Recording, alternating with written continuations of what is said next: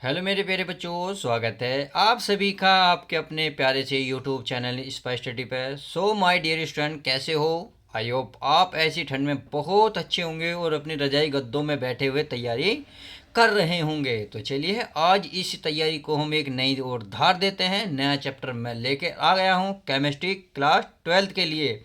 तो जैसा कि आपने थंबनेल में देख लिया है, आज हम केमिस्ट्री में वन शॉट वीडियो यानी कि इस वीडियो में इस चैप्टर का लगभग सारा इम्पोर्टेंट निचोड़ मैं इसमें करा दूंगा। तो चलिए पहला ही सवाल जो इम्पोर्टेंट है उसको देख लेते हैं, फिर उसके बाद हम आगे के क्वेश्चन देखना शुरू करेंगे। आप जैसे तैयारी कर रहे हैं ऐसी करते रहिएगा। उम्मीद है आपके नंबर बहुत अच्छे आएंगे अगर आप ईमानदारी से अपनी मेहनत को धार दे रहे हो। तो चलिए मेरे प्यारी बर्फियों, शुरुआत करते हैं पहले क्वेश्चन से। तो इसमें कह रहा है किसी अभिक्रिया का वेग क्या है, यानी कि कोई अभिक्रिया है उसका वेग क्या है। अभिक्रिया के वेग को प्रभावित करने वाले कारक कौन से हैं या कौन कौन हैं। तो समझ गए क्वेश्चन क्या है। अब इसका आंसर देख लेते हैं।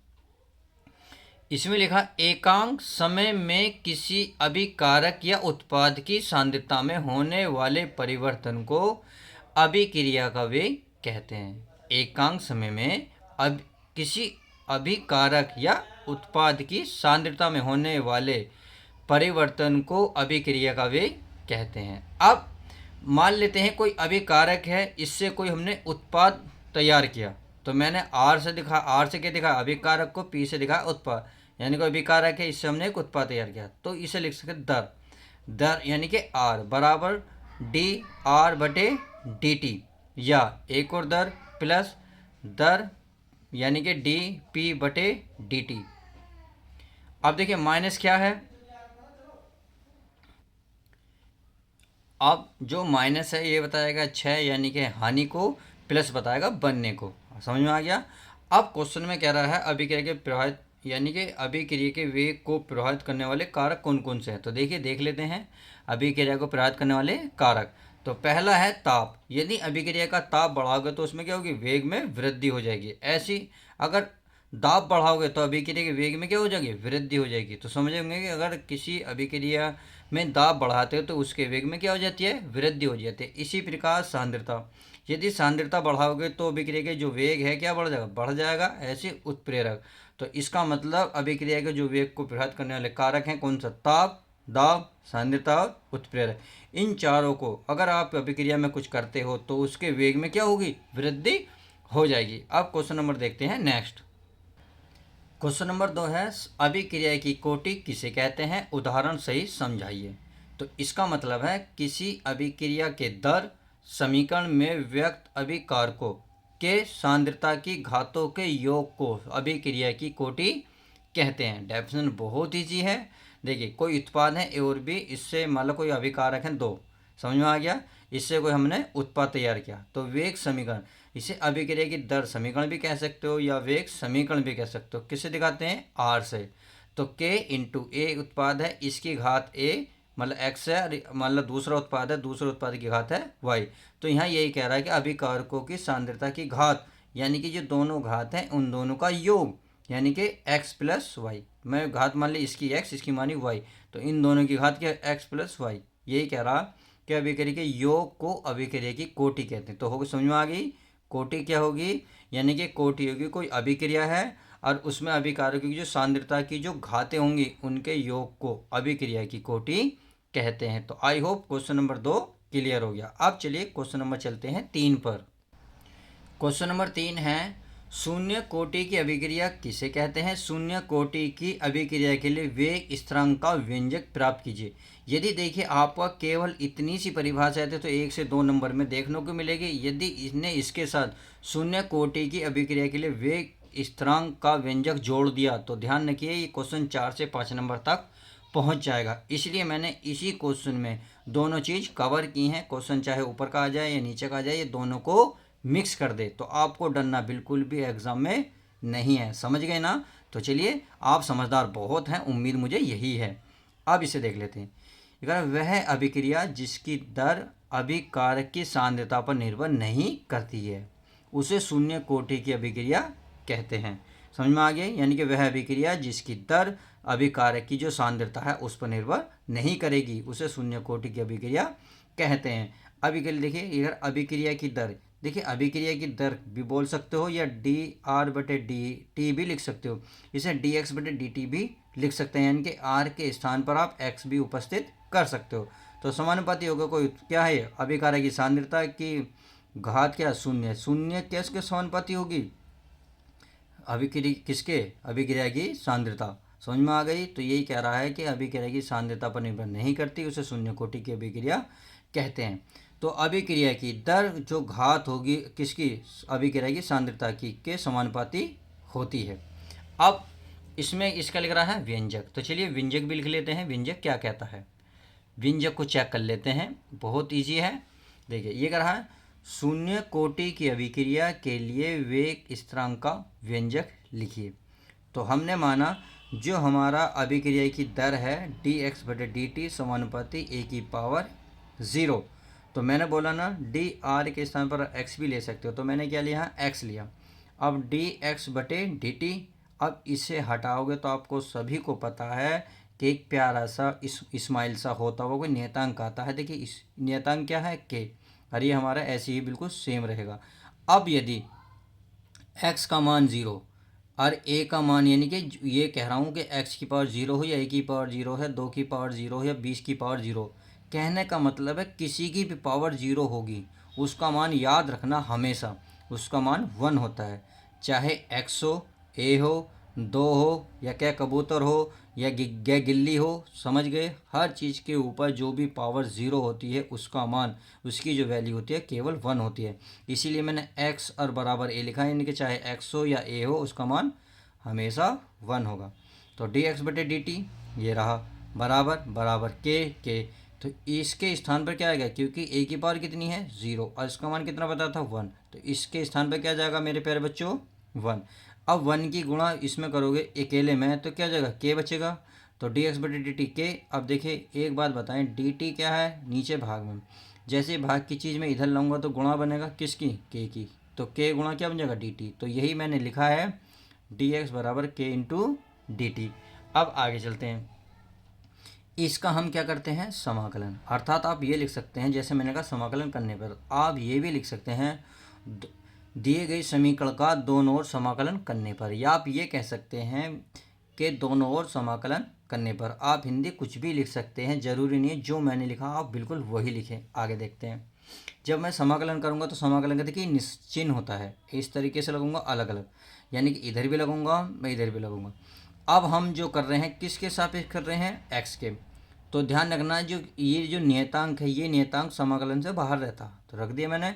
अब देखो डी एक्स का अवकलन होता है केवल एक्स, यानी कि अगर कुछ ना हो समाकलन हो डी हो और उसके साथ जो होगा वो बाहर आ जाएगा, सेम यही है।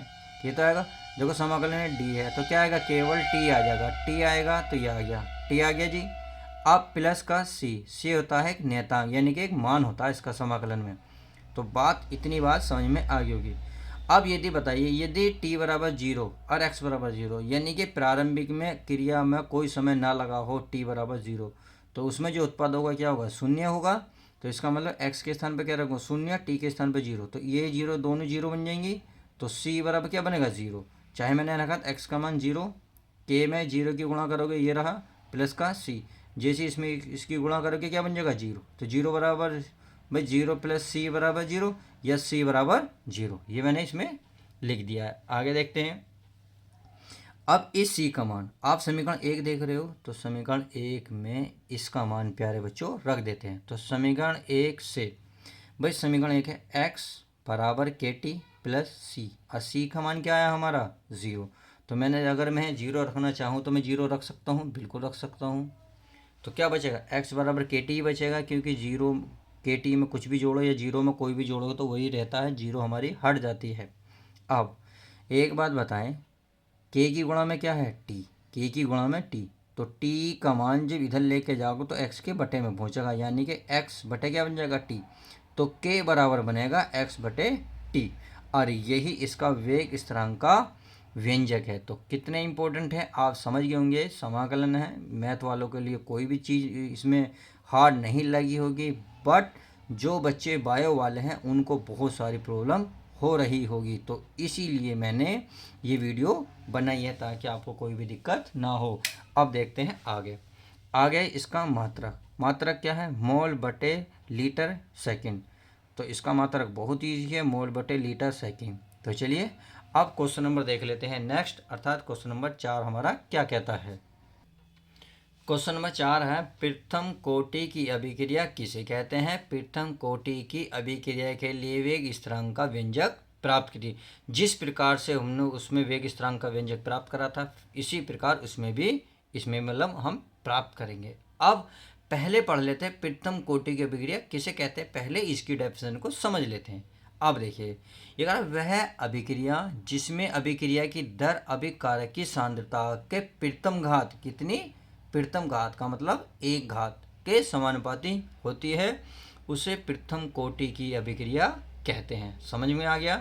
अब मैंने इसकी डेफिनेशन लिख दी है। अब देखिए इसका सूत्र, यानी कि दर बराबर डी एक्स बटे डी टी। अब इसे दर बताएं ये बताएं, बात एक ही है, समानुपाती। ये कोई क्या है? अभिक्रिया की सांद्रता है, सांद्रता की घात एक, क्या होगी? समानुपाती। बस अब इसे हटाओगे तो क्या आएगा मेरे प्यारे बच्चों? इसे हटाओगे एक नियतांक आएगा इंटू के, और ये अभिक्रिया की सांद्रता है, किसकी घात है? एक। अब समझ में आ गया? अब क्या करना है, मैंने इसका एक एग्जाम्पल लिखा है। देखिए एग्जाम्पल, इसमें कितनी घात होगी अभी चेक कर लेते हैं। भाई ये कोई एग्जाम्पल है, यानी कि C12H22O11 प्लस H2O, यानी कि सुक्रोज की क्रिया यदि जल के साथ की जाए तो क्या बनेगा? ग्लूकोज और प्लस फ्रैक्टोज। तो ये हमारे बन जाएंगे। अगर इसमें दर की बात देखेंगे तो इसमें कितना है भाई? ये हमारी कितना है? एक है, यानी कि इसकी पावर कितनी है? एक। तो बस इसका यही इसका फॉर्मूला है। अब आती है इसके व्यंजक की बात। चलिए व्यंजक चेक कर लेते हैं। प्रथम कोटि के अभिक्रिया के लिए वेग स्थिरांक का व्यंजक क्या है? तो व्यंजक के लिए क्या करा भाई? प्रारंभिक मान लेते हैं, या प्रथम सांद्रता या प्रारंभिक सांद्रता मान लेते हैं जिसकी उत्पादकता क्या है? 0। अब टी समय बाद, यानी कि जब टी समय बाद कुछ समय बाद इसकी सांद्रता -a-x होगी, तो उसका उत्पाद बन गया 0 से x। क्या बन गया? 0 से x बन गया। अब क्या करना है हमें?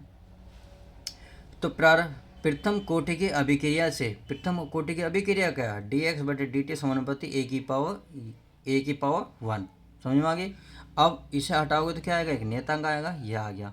अब क्या करा? टी समय बाद। बट टी समय बाद हमने भी देखा था, टी समय बाद कहाँ गया? ये रहा टी समय बाद।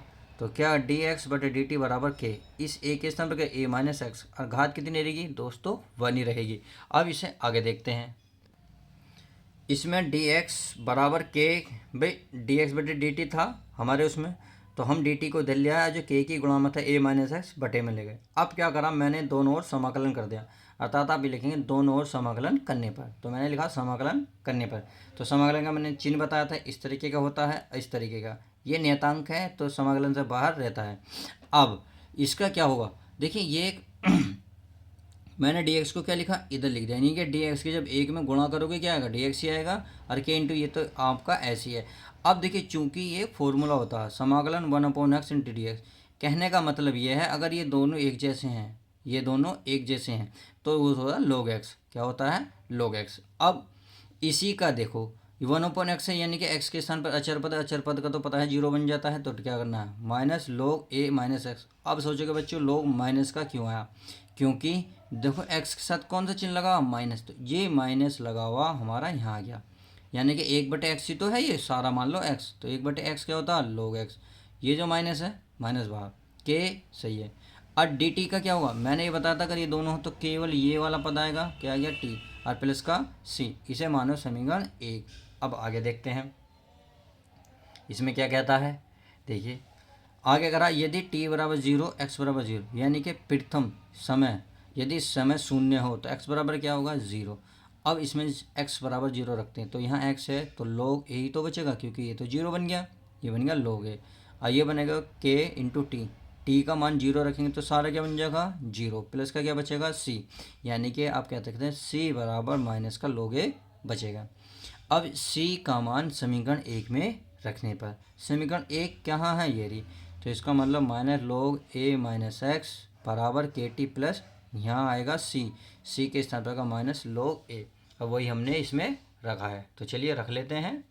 आगे देखते हैं इसमें, ये रखा minus log a minus x बराबर के टी माइनस log a। अब मैंने क्या काम करा है, के टी तो यहीं रखा। अब एक बात बताएं, यदि मैं इस माइनस log a को इधर लेके जाऊंगा तो माइनस वाली चीज़ क्या हो जाएगी, प्लस, तो इधर लेके जाऊंगा प्लस, इसका मतलब ये तो सारा ऐसे ही रहेगा, ये केवल प्लस होगा। कितना बचेगा इधर, के टी, तो के टी बराबर हो जाएगा, तो यही लिखा मैंने के टी बराबर, ये तो ऐसे ही रहेगा, ये इधर जाके क्या हो जाएगा, प्लस। अब क्या काम करा, इस log a को मैंने उठाया, इसे पहले रखा, और ये माइनस वाले को उठाया, इसे बाद में रखा। चिन्ह माइनस का है तो माइनस का। अब के टी बराबर होता है log a upon a minus x. मैंने क्यों रखा, क्योंकि मैंने देखिए फॉर्मूला भी इसका लिखा है। फॉर्मूला इसलिए लिखा है ताकि बच्चों कोई भी डाउट आपको ना रहे। चूँकि log m minus log n, देखिए log m माइनस log है, यानी कि दोनों के साथ log हो और ये पद क्या हो, अलग अलग, और बीच में क्या हो, माइनस, तो ये इन दोनों लोग में से एक log आता है, और जो संख्या पहले होती है ऊपर आती है, जो बाद में होती है वो नीचे आती है। तो इसका फॉर्मूला होता है log m minus log n बराबर log m बटे n। समझ में आ गई। अब सेम मैंने इसी में लगाया, देखिए पहले है तो ये पहला है, ये बाद में है, ये बाद में, माइनस है इसलिए ये बटे में आ गया। समझ में आ गया। अब के की गुणा में क्या है, टी, तो जब टी को इधर लाओगे तो भाग में आएगा, यानी कि 1 तो 1/t, और ये सारा पद ऐसी है। ये था टी में। और log के बेस 10 होता है, अगर बेस 10 में इसकी वैल्यू लिखोगे तो इसका मान होता है 2.303 अपॉन में टी, और बाकी सारा पद ऐसी, यही इसका व्यंजक हो जाएगा। तो बहुत इजी था, देखने में टफ जरूर लग रहा था, बट ऐसी भी इसमें कंडीशन नहीं थी। अब इसके मात्रक की बात कर लेते हैं। देखिए इसका मात्रक क्या था, देखिए ये तो सब नियतांक होते हैं, ये भी तो 1/t है, तो इसे क्या कहेंगे, प्रति सेकंड। अगर प्रति सेकंड बोलेंगे, अगर आप चाहो तो इसे देखिए थोड़ा सा कुछ और भी कह सकते हो। अगर प्रति सेकंड का मतलब है टी को ऊपर लेके जाओगे तो घात क्या हो जाएगी, माइनस की, अर्थात इसे बोल सकते सेकंड घात -1। समझ में आ गई, मात्रक प्रति सेकंड या सेकंड घात -1। तो क्वेश्चन नंबर हमारा कौन सा, 4 इम्पोर्टेंट था, मोस्ट इम्पोर्टेंट। 4 से 5 नंबर में आपको एग्जाम में देखा गया था, क्योंकि 2022 में ये आ चुका है, 23 में भी आया है, 24 में भी आने की पूरी संभावना है, इसलिए मैंने इसको डिटेल में आपको कराया है। तो चलिए अब देखते हैं नेक्स्ट क्वेश्चन। पांचवा क्वेश्चन है, अभिक्रिया के आणविकता से आप क्या समझते हैं, उदाहरण देकर समझाइए। अर्थात अभिक्रिया की आणविकता क्या होती है, इसकी आपको परिभाषा बतानी है, तथा इसकी परिभाषा के साथ साथ आपको एक एग्जाम्पल भी बताना है। चलिए स्माइल करते हुए इस रासायनिक क्रिया को पढ़ लेते हैं। ये कह रहा है, किसी रासायनिक अभिक्रिया में भाग लेने वाले अभिकारक अणुओं की न्यूनतम संख्या को अभिक्रिया की आणविकता कहते हैं। क्या बोला, किसी रासायनिक अभिक्रिया में भाग लेने वाले, यानी कि कोई रासायनिक अभिक्रिया में जो भी भाग लेगा कारक, यानी कि अभिकारक अणुओं की न्यूनतम संख्या को अभिक्रिया की आणविकता कहते हैं। जैसे कि मैंने एक के लिया, अमोनियम नाइट्रेट लिया, यानी कि NH4NO2। अब हमने क्या करा, इसे जो आणविक अणु है, जो हमारा अभिकारक है, इसको गर्म किया। गर्म करने से किस चीज़ में टूट गया, ये जल में और N2 में, यानी कि समझ में आ गया। अब इसमें कितने अणु हैं, एक अणु। इसी प्रकार से ये हमने एक अभिक्रिया ली और ये भी दो, इसमें 2 टूट गई, तो इसमें कितने अणु हैं बताएं, कमेंट्स में करके इसके अणु बताएं। तो चलिए आज की वीडियो इतना ही रखते हैं, मिलते हैं किसी और मज़ेदार वीडियो के साथ। आपको वीडियो कैसी लगती है, वीडियो अच्छी लगती है तो एक स्माइल करते हुए वीडियो को लाइक करें, और चैनल पर नए हैं तो चैनल को सब्सक्राइब करें। मिलते हैं नेक्स्ट टॉपिक के साथ, जो मोस्ट इम्पोर्टेंट है उन्हीं को मैं अब करा रहा हूँ। तो चलिए bye, take care, love you guys.